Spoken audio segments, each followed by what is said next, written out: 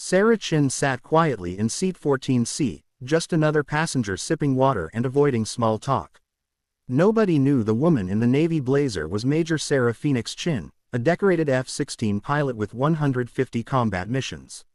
When crisis struck at 35,000 feet, her secret would change everything forever. The engines of Flight 447 hummed quietly as the Boeing 737 cruised smoothly at 35,000 feet through clear blue skies. Sunlight streamed through the small cabin windows as passengers settled in for what they expected to be a routine 3-hour flight from Denver to Phoenix. In seat 14C, Sarah Chin looked like any other business traveler. She wore a simple navy blazer over jeans, her dark hair pulled back in a neat ponytail, and a laptop bag rested under the seat in front of her. Nothing about her appearance suggested she was anything more than another passenger heading home or traveling for work. When flight attendant Jenny wheeled her drink cart down the aisle and stopped at row 14, she smiled warmly and asked what Sarah would like to drink. Sarah requested just water and thanked her politely. Jenny made small talk, asking if Sarah was flying for business or pleasure. Sarah replied that it was a little of both, explaining she was visiting family in Phoenix. Jenny commented that family time was important before moving on to the next row. Mr. Thompson, a talkative salesman in his 50s sitting beside Sarah, couldn't help but strike up a conversation. He noticed she was traveling alone and asked if she was on a business trip. Sarah answered vaguely, saying it was something like that. When he mentioned he worked in insurance and asked about her line of work, Sarah paused briefly before saying she did government work, describing it as pretty boring stuff. Mr. Thompson nodded knowingly, saying he understood how it felt to push papers all day. Sarah agreed and turned her attention back to her magazine, hoping to end the conversation. Across the aisle, Lisa Martinez bounced her fussy toddler on her knee. She apologized to Sarah for the noise, explaining her son didn't like flying. Sarah told her not to worry, that kids would be kids. Lisa asked if Sarah was a mother, and Sarah said not yet, maybe someday. Lisa commented that Sarah seemed really good with children and very calm under pressure.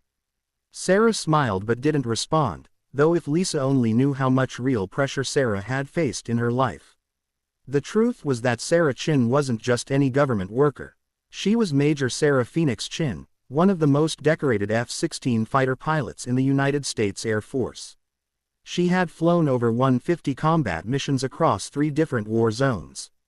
Her call sign, Phoenix, had been earned after she survived a direct missile hit over enemy territory, managed to keep her severely damaged F-16 flying for 40 minutes with half her aircraft systems destroyed, and somehow brought it back to base for a safe landing. Her fellow pilots still talked about that impossible flight in hushed, reverent tones. But today, she was determined to be just another passenger in seat 14C. She was traveling to Phoenix to visit her sister and wanted nothing more than a peaceful, anonymous flight. She was tired of the stares and endless questions that came whenever people discovered her military service. She was tired of explaining what combat missions were really like or being asked the uncomfortable question of whether she had ever killed anyone. For once in her life, she just wanted to blend in and be treated like a normal person taking a normal flight. In the cockpit, Captain David Wright and First Officer Mike Torres monitored their instruments as the aircraft maintained its smooth cruise through the clear morning sky. Wright, a veteran pilot in his mid-40s, commented that the weather looked perfect all the way to Phoenix and they should have a smooth flight. Torres, 8 years younger and still relatively new to commercial aviation, agreed enthusiastically. After dealing with severe turbulence on yesterday's flight that had left passengers sick and shaken, he said he would gladly take a boring, uneventful trip any day of the week. Wright was adjusting his headset when a crackling voice came through the radio from Denver Center. The air traffic controller advised Flight 447 that they were tracking an unidentified aircraft somewhere in their vicinity and instructed them to maintain their current heading and altitude. Wright acknowledged the transmission and asked for more details about the unknown aircraft. Denver Center responded that they had no additional information at that time but were sending military assets to investigate the situation, emphasizing that the commercial flight should just continue normal operations. Wright and Torres exchanged concerned glances. Torres asked quietly if they should inform the passengers about the potential issue. Wright decided against it for now, saying it could turn out to be nothing and there was no point in worrying people unnecessarily. They would wait to see how the situation developed before making any announcements. High above the commercial airliner, two F-16 Fighting Falcons streaked across the brilliant blue sky, their powerful engines leaving thin white contrails in their wake. The lead aircraft was piloted by Captain Jake Viper Harrison, a 32-year-old combat veteran with multiple deployments. Flying wing position was Lieutenant Alex Hawk Rodriguez, 28 years old and eager to prove himself as a reliable wingman. Inside his F-16 cockpit, Captain Harrison scanned his radar display while maintaining constant radio contact with ground control. He radioed Denver Center that they were approaching the coordinates provided but had no visual contact with the unknown aircraft yet. His wingman, Hawk, came over the radio to report he was picking up something on his scope, bearing 240 degrees and climbing through 30,000 feet altitude. Viper confirmed he could see the target on his own radar and informed Denver Center they had contact with the unknown aircraft and were moving to intercept. The two F-16s banked hard to the left, their incredible maneuverability allowing them to change direction almost instantly. The sudden turn created intense G-forces that pressed both pilots deep into their seats, but they were well trained to handle such stress. Within seconds, they were racing toward the mysterious aircraft that had appeared on their radar screens. Back aboard the commercial flight, Sarah was quietly reading her magazine when she noticed the plane make a subtle course correction. Her finely tuned senses, developed through years of military flying, immediately picked up the slight change in engine tone and the aircraft's attitude. She glanced out her window but couldn't see anything unusual in the empty sky around them. Mr. Thompson, less experienced with aircraft operations, asked if they had just turned. Sarah told him they had turned slightly, probably just to avoid weather ahead, but she knew better than that. What she had just felt wasn't a weather avoidance maneuver at all. The precise nature of the course change, the way the pilots had executed it, and the timing all pointed to one thing. This was a military-directed course adjustment. Someone in air traffic control had ordered this deviation for reasons related to national security or military operations. Sarah's pulse quickened slightly, though she was careful to keep her expression completely calm and neutral. In the cockpit, Denver Center came back on the radio with new instructions. They told Flight 447 to deviate 10 degrees to the right of their current course due to military operations taking place in their area.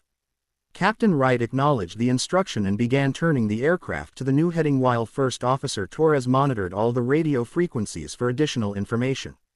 They could hear military communications bleeding through on the emergency channels, confirming Wright's suspicion that something significant was happening nearby. Torres commented that it sounded like they were scrambling fighter jets for some kind of operation. Wright agreed, noting that the situation must be pretty serious if air traffic control was moving commercial aircraft around to make room for military operations.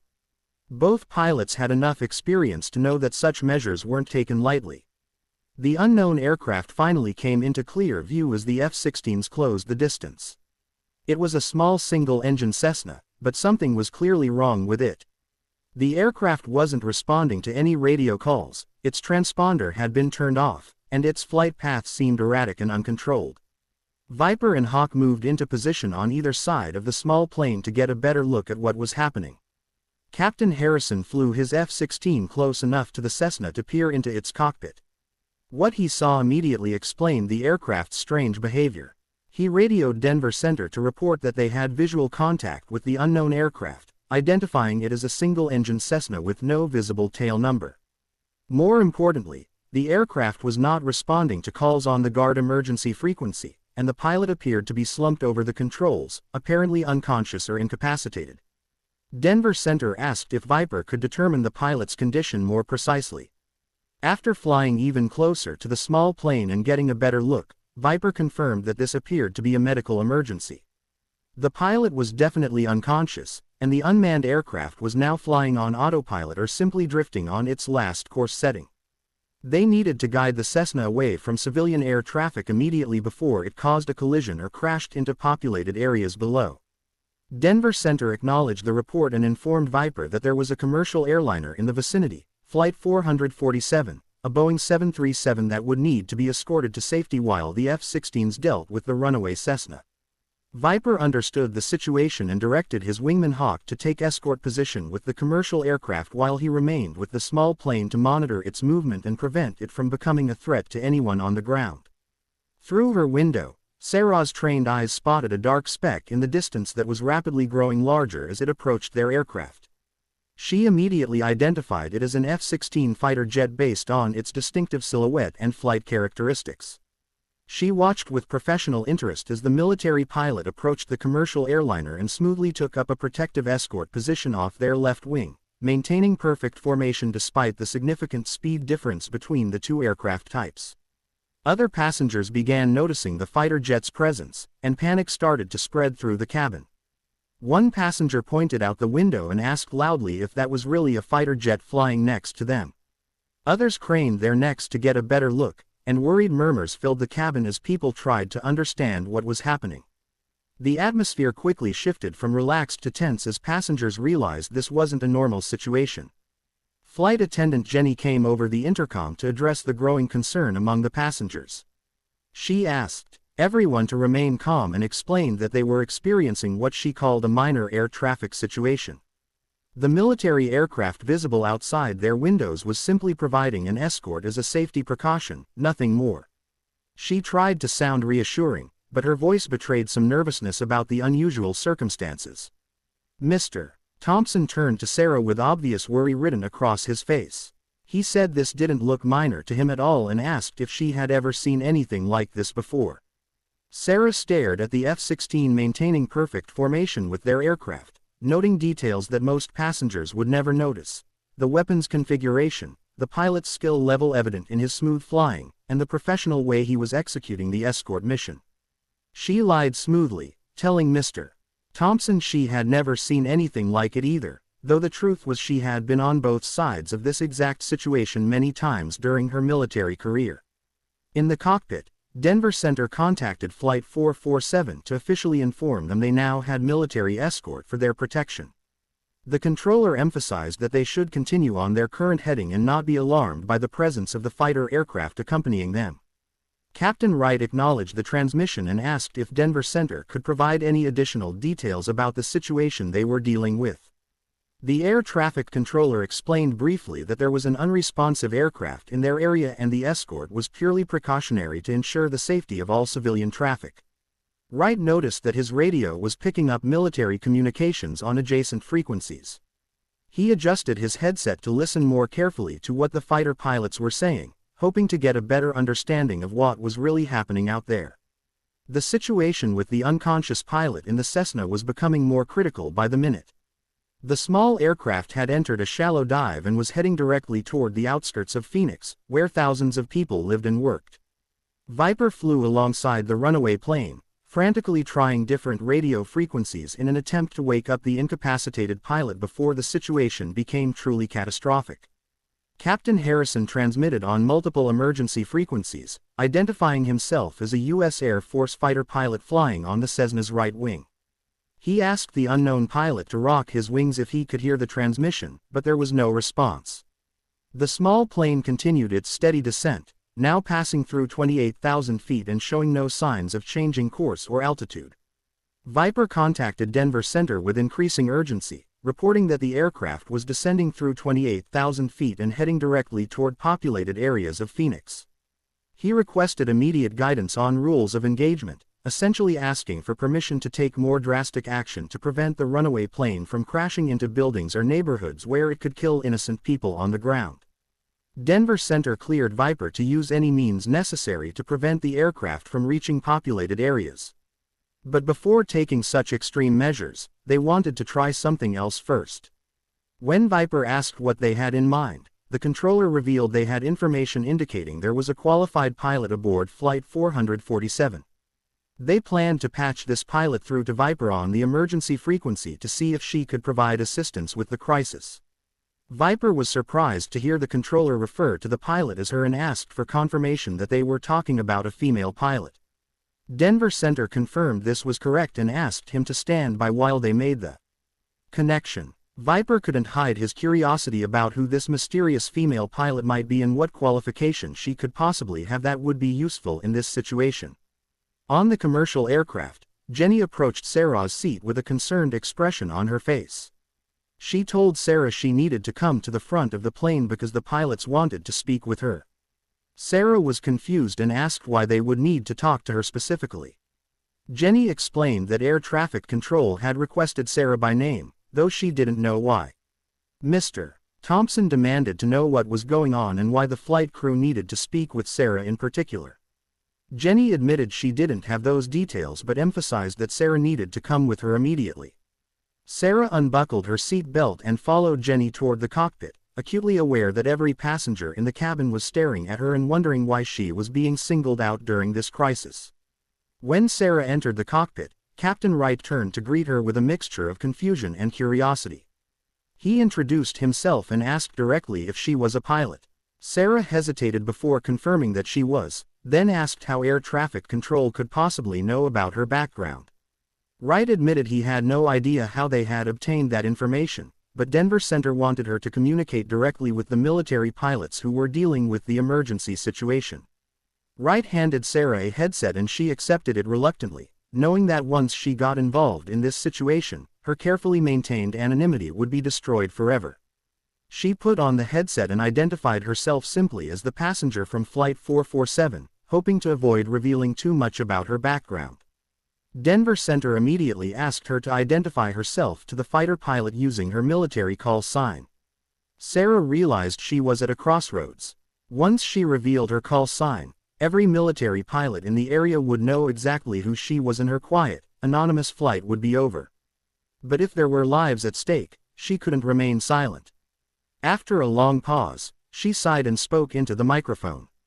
"Phoenix. This is Phoenix." The moment Captain Harrison heard that call sign over the radio, his eyes widened in complete shock. He asked for confirmation that she had just identified herself as Phoenix, as in Major Sarah Phoenix Chin. When Sarah reluctantly confirmed her identity, Viper's voice filled with respect and amazement. He identified himself as Captain Harrison, call sign Viper, and told her he had flown with her squadron during their deployment in Afghanistan. He specifically mentioned that she had saved his wingman's life during a mission over Kandahar. After a moment of stunned silence on the radio, Viper explained the current crisis to Phoenix. They had an unconscious pilot in a Cessna that was heading directly for downtown Phoenix, and he desperately needed her expertise and advice on how to handle the situation. Sarah looked out through the cockpit windows and immediately spotted the small aircraft in the distance.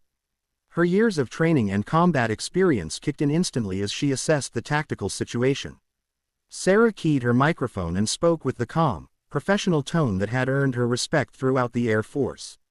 She told Viper she could see the aircraft and identified it as a Cessna 172 that appeared to be dealing with a medical emergency. She estimated its altitude at approximately 25,000 feet and descending steadily. She asked how long the pilot had been unresponsive, and Viper replied that it had been about 8 minutes with no response to any of their attempts to establish communication. Sarah quickly analyzed the situation and realized they were running out of time and options. The unconscious pilot's aircraft was on a collision course with one of the most populated areas in Arizona.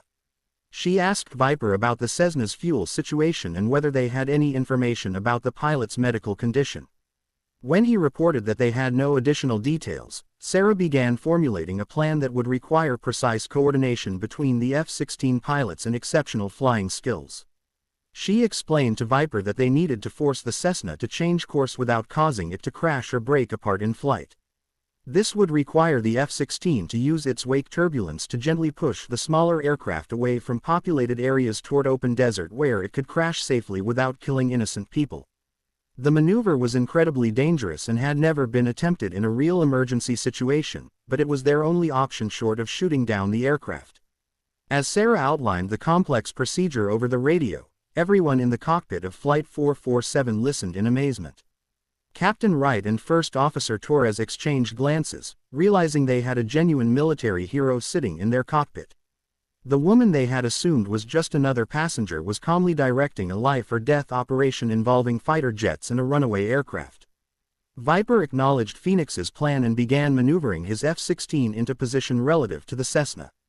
He had complete confidence in her tactical knowledge and flying expertise, having heard stories about her legendary missions throughout his career. Every pilot in the Air Force knew about Phoenix's reputation for pulling off impossible rescues and surviving situations that should have been fatal. Meanwhile, Hawk continued flying escort for the commercial airliner, but he could hear everything that was happening over the radio. When he realized that the famous Phoenix was actually aboard the passenger plane he was protecting, he requested permission to break escort and assist with the Cessna intercept. However, both Phoenix and Viper agreed he should maintain his position with Flight 447 until the immediate crisis was resolved.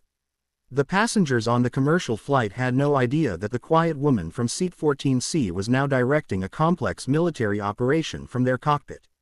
They continued staring out the windows at the F-16 flying alongside them, worried about what kind of emergency could require military escort, but completely unaware that one of the Air Force's most decorated combat pilots was sitting just a few rows away from them. Sarah continued providing tactical guidance to Viper as he approached the runaway Cessna. She warned him about the precise positioning required to use wake turbulence effectively without causing the smaller aircraft to go into an uncontrollable spin. The margin for error was incredibly small, and one mistake could result in the immediate destruction of the Cessna and the death of its unconscious pilot. As Viper began the dangerous maneuver, Sarah monitored his progress and provided real-time corrections to his approach angle and airspeed.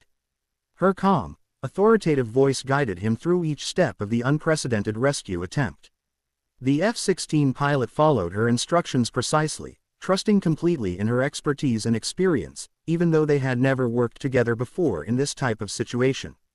The wake turbulence from Viper's F-16 began affecting the Cessna's flight path, gradually pushing it away from the populated areas toward the open desert. Sarah watched the small aircraft's movement carefully and adjusted her instructions to Viper to ensure the course change was smooth and controlled. After several tense minutes, the Cessna was successfully diverted to a heading that would take it over uninhabited land where it could crash safely if the pilot remained unconscious. With the immediate threat to civilian lives eliminated, Denver Center began coordinating with emergency services on the ground. Medical helicopters and rescue teams were dispatched to the projected crash site, prepared to provide immediate assistance to the unconscious pilot once his aircraft went down. The coordination was flawless, a testament to the training and professionalism of everyone involved in the operation. As the crisis reached its resolution, Viper came back on the radio with a request that surprised everyone listening. He asked Denver Center for permission to perform an aerial salute to honor Phoenix's service and her crucial assistance in saving lives during the emergency. This was an extremely rare military tradition, typically reserved for fallen comrades or retiring generals, but Viper felt that Phoenix's reputation and her performance during this crisis warranted such recognition. Denver Center approved the request, understanding the significance of the gesture. Hawk was given permission to break escort and join Viper for the salute formation. The two F-16s moved into position above and to both sides of the commercial airliner, preparing to execute a precision flyby that would honor one of the Air Force's most respected combat veterans. Inside Flight 447, Captain Wright announced over the intercom that the passengers were about to witness something very special. He explained that the military pilots had requested permission to perform an aerial salute in honor of one of their fellow service members who had provided critical assistance during the emergency. What he didn't initially reveal was that this honored service member was sitting right there in their cockpit. The passengers pressed their faces to the windows as the two F-16s moved into perfect formation and executed a flawless aerial salute. The fighter jets flew in precise synchronization, their movements coordinated down to the split second. It was a breathtaking display of piloting skill and military tradition that none of the civilian passengers had ever seen before. As the salute concluded, Captain Wright made another announcement that stunned everyone aboard the aircraft. He revealed that the aerial salute had been performed in honor of Major Sarah Phoenix Chin, one of the most decorated fighter pilots in United States Air Force history, who happened to be traveling as a passenger on their flight today.